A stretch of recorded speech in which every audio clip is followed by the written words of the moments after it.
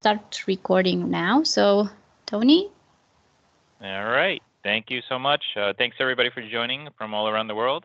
My name is Tony Kai. I'm the partner sales executive here at Nerdio, and we're going to take a brief but deep dive into Windows Virtual Desktop for managed service providers, right? So, for those of you guys who aren't familiar with us before or are joining the series for the first time, Nerdio's mission is to empower MSPs to build successful cloud practices in Microsoft Azure, right? So, when we're talking about Windows Virtual Desktop, we have to kind of ask ourselves, what problem are we trying to solve, right? And if the goal is to kind of get to get the client to the cloud, there's always problems with customers thinking that they could just move their domain controllers and file servers to the cloud, and including their application servers. But a lot of times there's problems hosting a line of business applications over a VPN, right? So I'll give a quick example that most of us are familiar with, QuickBooks. You can't just take the QuickBooks Database Manager and the QuickBooks file, throw it into a server in a cloud somewhere, and expect it to work well over a VPN. It's just simply too slow, right? So there's issues with that when moving to the cloud a lot of times. When you have multi-site offices looking to decentralize, right? Let's say you have a multi-location office and all the gear is hosted in one location. That's also a good place to kind of take that workload and move it to the cloud, and Windows Virtual Desktop would be something that you would look into and consider there. When we talk about generating MRR in the cloud, right, we're all selling Office 365, but how do we get infrastructure to the cloud? And how when we transition from physical servers to virtual machines, we gain a lot of operational efficiencies. How do we gain that additional efficiency by moving your desktops to the cloud, right? And then finally, while we're kind of doing all this, we want to think about customers that are working from home, right? We have solutions out there like go to my PC or log me in. Those are sort of not really permanent solutions to get to the cloud or work remotely, whereas Windows Virtual Desktop is, right? So I want to talk about Windows Virtual Desktop. What is Windows Virtual Desktop? It's the desktop you're familiar with, except it's running as a virtual machine inside of the Microsoft Cloud. And you guys might be familiar with technologies like Citrix and Horizons. Microsoft is now getting into the game in a very big way and doing this themselves inside their own Azure infrastructure. So here's some of the devices that you can use Windows Virtual Desktop with, right? So all the way to the left, you have something like a Raspberry Pi, to iPhones, Androids, tablets, laptops, virtual reality, Xbox, Surface, you name it, right? So everything is designed to get you into your virtual desktop, the same desktop you're familiar with Windows 10, except it's running virtually in Microsoft's infrastructure.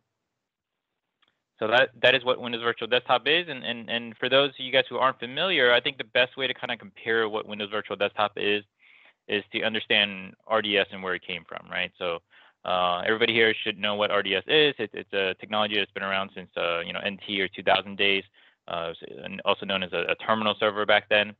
What it really is was a Windows Server operating system with multi-session functionality with a desktop skin, right? So it looked like a Windows 10 machine, but in reality, the backend was running Windows Server.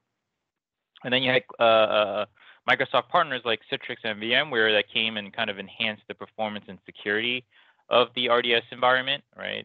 They extended security, they added functionality to what RDS didn't have. But when you were using RDS, and especially at scale, there were always weird profile challenges, right? So RDS always had profile challenges around caching the OST file. Most MSPs would actually disable OST caching when using it in a RDS environment. The inability to use OneDrive and then things like that, and not all applications worked with it, right? Some applications, although most work with RDS, some applications complain that they couldn't install it on the RDS server. And then historically, RDS had a bad rep, right? It was kind of plagued with security issues, and really not any fault of Microsoft. It was really, people implementing it in a way that was insecure, right? I remember, back in the late 2000s, most MSPs had the port 3389 exposed to the world. Anybody who kind of guessed the IP or guessed the, remote or rds.customer.com would hit port 3389 and be able to guess with unlimited retries until they get into a server, right? So, but people got smarter about it. They started putting things behind an SSL VPN, but even that wasn't really Microsoft's best practice, right? So talk a little bit about what Microsoft's best practice around RDS was, and how WVD has changed that. And then lastly, I want to talk about sort of the complexity around licensing. With RDS, you needed to buy a Windows Server operating system, the Windows Server user CAL, the RDS CAL, and then if you wanted to run Office, you at least needed a minimum of Office 365 E3 license because it had that shared computer activation feature, right, that allows you to install it and activate it inside an RDS host. So that's really what RDS has been for the last 20 years. And so we want to talk about, what is Windows Virtual Desktop, right? So inside of Microsoft, prior to its general availability in October of 2019, it was really a project called Remote Desktop Modern Infrastructure, or RDMI for short. And it's really a set of technologies that come together that enable MSPs to deploy Windows or deploy virtual desktops in Microsoft Azure, right? So some of these key technologies are the fact that it's a Windows 10 multi-session environment. So pretty important there. For the first time ever, you have a Windows 10 that's capable of multi-session. You have the acquisition of the FSLogix profile containerization technology. So Microsoft, while they were making Windows Virtual Desktop, they realized that user profile disks, right, that the competing technology that they created themselves was really no match for FSLogix. And so in order to kind of bake that into the Windows Virtual Desktop offering, they simply just acquired them. And then Microsoft, the third thing that's unique about Windows Virtual Desktop is Microsoft has a hosted control plane, right? They have all these data centers around the world, and they're going to take advantage of those geographic resources and be able to provide you a hosted control plane that's going to replace some of the best practices that we've grown to know in RDS world. And I'll get deep into that a little bit later.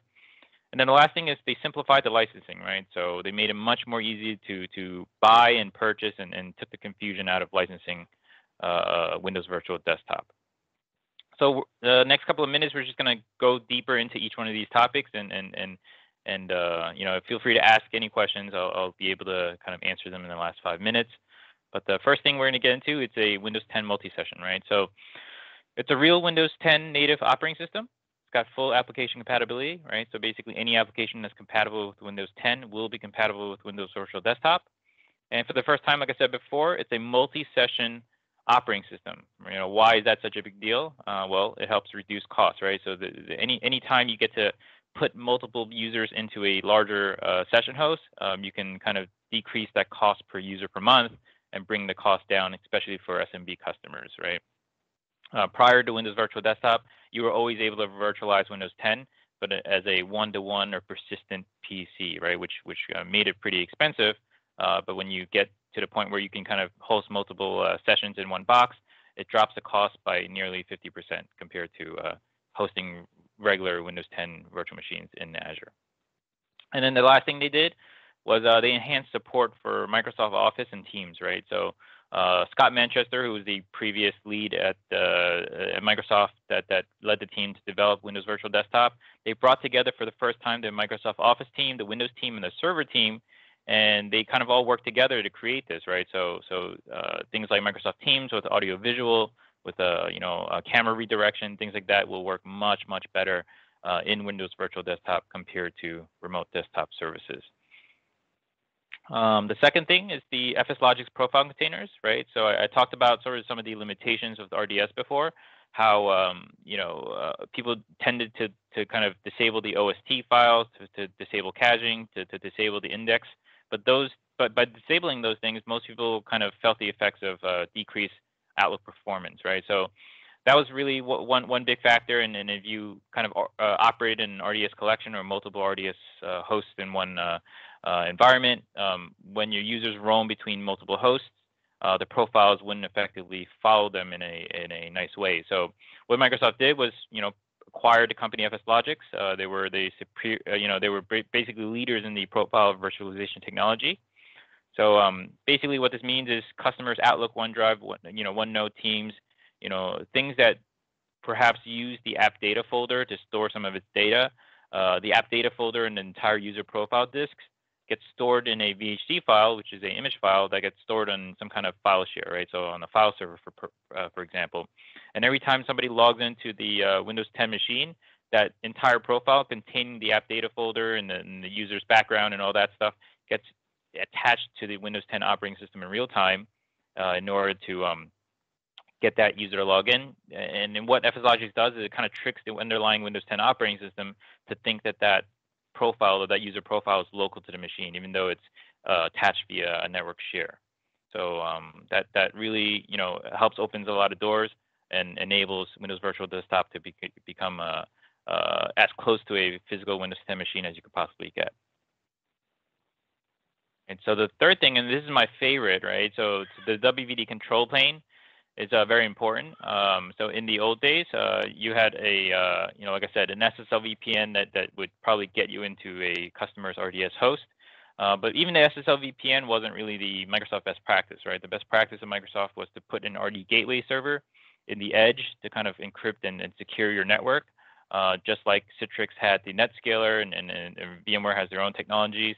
But essentially, in an RDS environment, you're expected to kind of bring some of these different roles, right? You have a role RD web server, you have a connection broker server for an environment with multiple session hosts.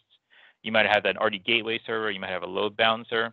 But what Microsoft did was they took all those different ancillary roles that supported RDS and they've made it a platform as a service offering. So throughout its multiple regions, you're going to have a RD gateway, a broker, and a connection server and everything in every region. And what that does, it allows you to connect to the Microsoft network to use your virtual desktop in a much easier way. So what this means to you is that you no longer have to host your own servers, pay for an extra operating system to host these roles, right? So no more buying a server operating system and the hardware for the gateway server. It's now Microsoft managed and patched, and it's completely redundant, right? So the diagram on the left or the right side here, you'll see sort of the steps and sort of the new modern infrastructure for authenticating into a virtual desktop environment. So like I said before, Azure's got 58 global regions, right? More than AWS and Amazon combined. And those regions are stored in specific locations that are strategic to Microsoft, right? So wherever they build the data centers, they realize that there's a lot of customers in that region that will use their cloud services, right? So the great thing about having WVD, the management plane across all 58 regions, is that let's say you had a customer in New York. Well, if the customer went to travel to a vacation to Australia, and they wanted to access their virtual desktops, they don't actually have to open up the RDS client and traverse over the wide area network to get back to their RDS server inside of their New York office. They would just, with WVD, automatically find the shortest path to the closest Azure data center, which let's say it's Australia East. And once they get into that data center, they traverse through the Azure fiber pipe network back to the US East data center, right? So here's a map of the thousands of miles of fiber that Microsoft pulls around the world to interconnect their data centers together. So the fact that you can access your virtual desktop from any device anywhere in the world at a speed between you and the closest Azure data center really helps with the latency issue that people struggled with RDS when they traveled remotely or abroad. So that's one of my favorite innovations of WVD. And then lastly, it's the simplified licensing, right? So we talked about how in the past, you needed the Windows operating system, the Windows CALs, the RDS CALs, and if you wanted to license Office, you needed the E3 license. Well, Microsoft made a couple of changes. All you need now is a Microsoft 365 Business Premium license, which is $20, right? Which is the same cost as Office 365 E3, but it actually gives you Windows Virtual Desktop licensing. It gives you, they added the new feature, Azure AD Premium 1 now, for conditional access. So it's got a lot of different things that are all bundled into one SKU. And if you guys don't know about that SKU, it's sort of, in my opinion, the best SKU to kind of get for all your customers, right? So if you're on Business Premium formerly, you would upgrade to Microsoft 365 Business Premium. If you were on E3 even, for the same price, you get so many more features, right? So Office ATP, litigation hold, compliance, information protection, and again, Windows Virtual Desktop. So here's just another slide of sort of some of the detailed comparisons. between all your plans. And of course, Microsoft recently renamed some of the plans. So, Office 365 Business Premium is now M365 Basic. And then Microsoft 365 Business is now Microsoft 365 Business Premium, and then E3 and E5 stays the same. So when we talk about sort of Windows Virtual Desktop, you need sort of some key components, right? So our Windows Virtual Desktop requires certain things to be in place, right? It still requires an Active Directory environment. It still requires a file server, right? It has that WVD Global Control Plane I talked about, and it's got your WVD session host, right? So similar ideas as to a RDS session host. You still need a WVD or Windows Virtual Desktop session host running Windows 10. And on the bottom left-hand corner of my little diagram there, you can see some optional application servers, right? So if your client has an ERP server or a database server, this is sort of what most SMB clients' infrastructures when running Windows Virtual Desktop in Azure would look like. Say if your Active Directory server, which has AD roles, DNS roles, group policies in there, you have your file server with where it hosts that VHC file for the FSLogix profiles. You have your file shares, your print services, and your Windows 10 virtual machines and multi-session hosts to the right. So we'll just actually take a quick demo and show you guys how WVD works, right? So here's my laptop screen. Here's what you're familiar with, an RDP icon. But with Windows Virtual Desktop, it actually works a little bit differently, right? So the best thing to do, and there's multiple ways to log into WVD, but the best way to do it is using the Windows client. So you go ahead and download the remote desktop client from Microsoft's website, and it behaves very much like Citrix Receiver did. So all you have to do is click on subscribe, and simply just type in the password for your email address for your organization, right? And then let me just make sure I have the password right down.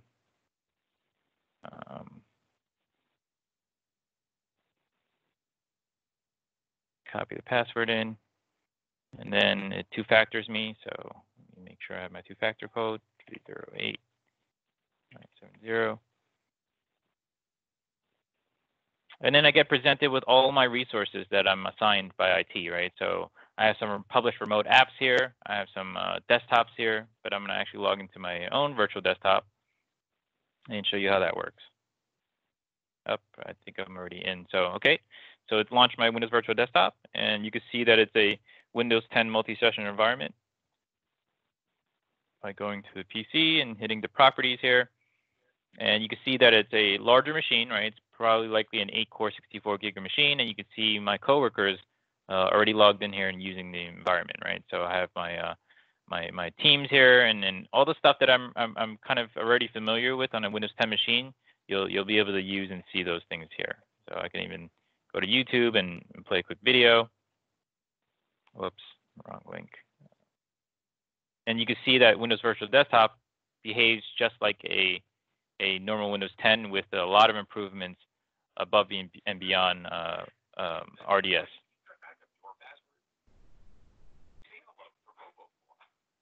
So it's a good way to kind of get your customers to the cloud and not only host their line of business applications and domain controllers, but also take their Windows Virtual Desktop or PCs and put that in the cloud and start offering, maybe perhaps desktop as a service or hardware as a service to rent thin clients to your customers. So start thinking about it from that perspective, right? And because this is hosted by Microsoft and again, available in any device all around the world, it is a perfect work from home solution as well.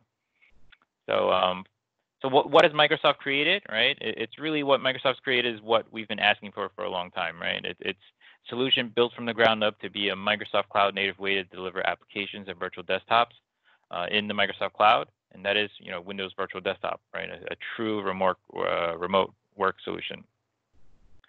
So I'll go on for a couple more minutes, and we'll stop for questions and answers, right? So some of the challenges that MSPs come to us and they talk about is that, they tend to think Azure is pretty expensive, and they also think Azure is complex, right? Technically complex, and it may be also risky, right? We're also, we know the on-premise world, and we built a business around servicing clients on-premise, and now everybody's saying go to the cloud, right? If I take my infrastructure to the cloud, if I don't get it right, I can perhaps lose a customer if I do it wrong, or cost becomes too exorbitant, right? So those are things that people come to us all the time, and these things could be further away from the truth, right? So there's ways to kind of bring Azure costs back down to something very, very affordable and very competitive to on-prem environments.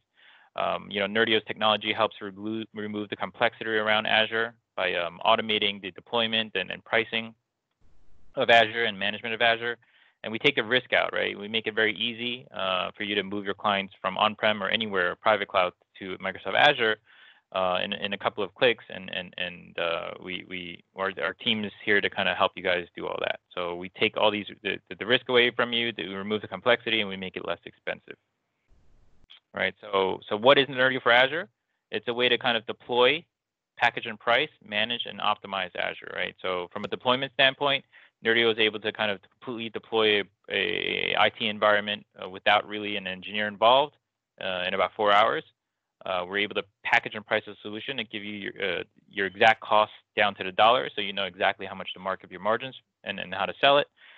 You have management capability, right? So Nerdio for Azure is a overlay that sits on top of Microsoft 365. Microsoft Azure, your domain control your infrastructure, and we give you a nice GUI to help manage Azure, so you don't have to learn all the PowerShell and have a PhD in Azure to get started. Right? And then lastly, we help optimize your environments to help bring the cost of Azure back down from its pay-as-you-go pricing down to something that's, again, very competitive and easy to sell. Right. So I think I'll stop here and maybe field some questions. Yeah, I see a question in the chat. Do you recommend MDATP on these devices which are connecting to WVD? If so, some of these home devices come with with Windows 10 Home, and we will not be able to install MDATP. Yeah, I'm not sure what MDATP is, but the Windows 10 client, the remote desktop client, can be installed on a Windows Home machine. So. Perhaps Alim, can you clarify? Yeah. MDATP is Microsoft Defender ATP. Oh, Defender ATP. Yeah. Defender ATP right now is not supported in regular Windows. Microsoft Defender is supported, but ATP we've seen issues with Windows Virtual Desktop. So how about content filtering? Content filtering is fine, and in fact, Nerdio already automatically set up content filtering. Now you can install Defender ATP on the endpoint device, but just not inside the virtual desktop. We've seen it block certain things. Yeah. Thank you. Paul asked for a copy of the presentation. I'll leave that up to Andrea for that. Any other questions? And feel free to unmute your microphones if it's easier to ask the questions. Can I ask you a question? This is Alim again. Yeah. I see the value of Nerdio managing the profile part. I have customers with various requirements in different categories. Some of them are engineering customers. They would like to have AutoCAD, or they would like to have some localization, high-end graphics applications. Some of them not. Will Nerdio be managing application packaging? What I mean by that, MSIX, application masking. Yeah. So App Attach is not out yet. We will be supporting that when it releases, but right now the way to kind of manage images inside of Virtual Desktop is through the golden image concept, right? So right here I have some WVD pools, right? So I click on Manage Hosts. You can see how many session hosts I have active right now, but you can see that I have a template that is currently powered off, right? So if I turn this template on and RDP into this Windows 10 machine and start, doing your Windows updates, adding applications, all I have to do is power back off and then click on Update Host, and it'll push that entire image out to the running WVD session host up top. So right now, because Microsoft doesn't have App Attach out in GA yet, we can't support that. But when it does, we will support App Attach. That will be part of the enterprise.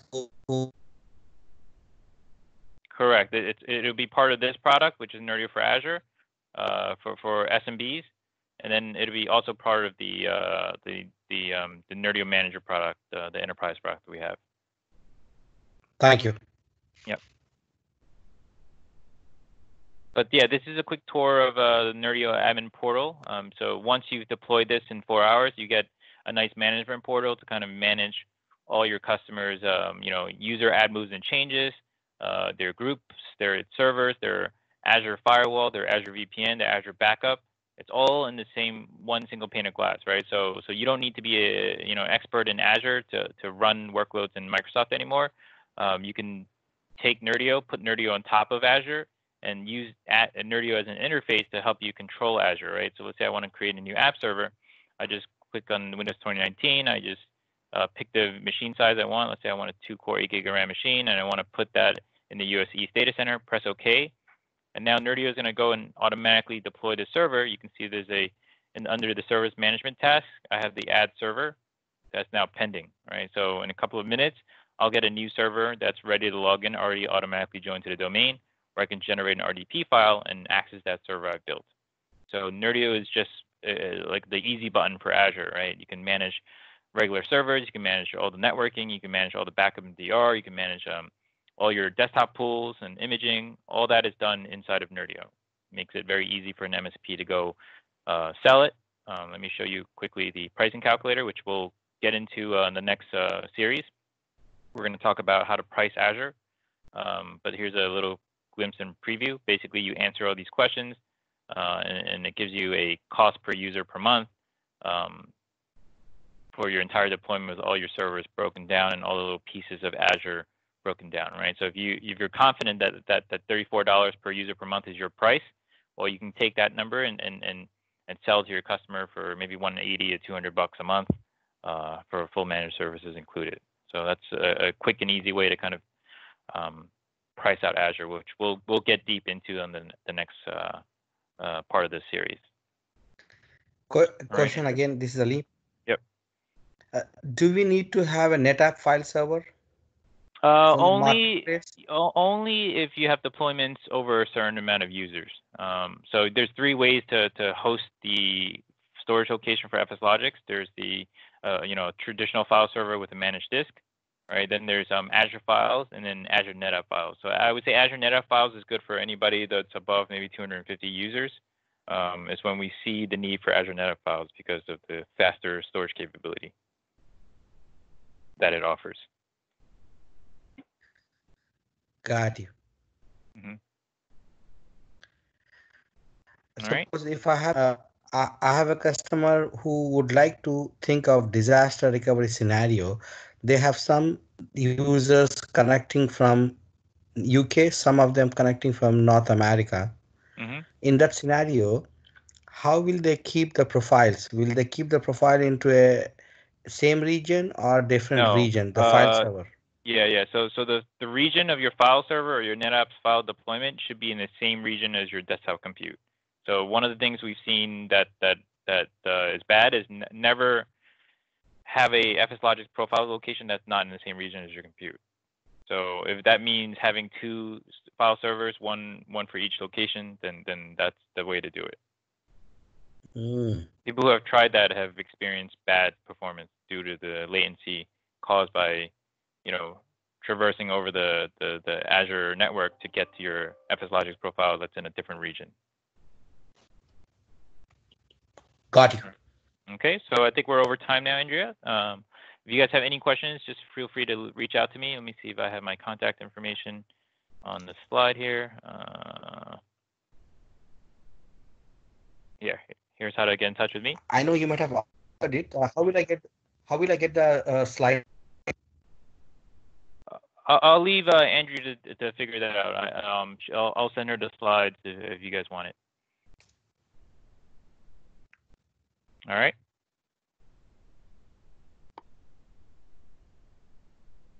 Well, I want to thank everybody so much for attending this quick 30-minute brief deep dive into WVD. Hopefully, you guys have learned something new here, and look into offering Windows Virtual Desktops to your client. Thank you so much.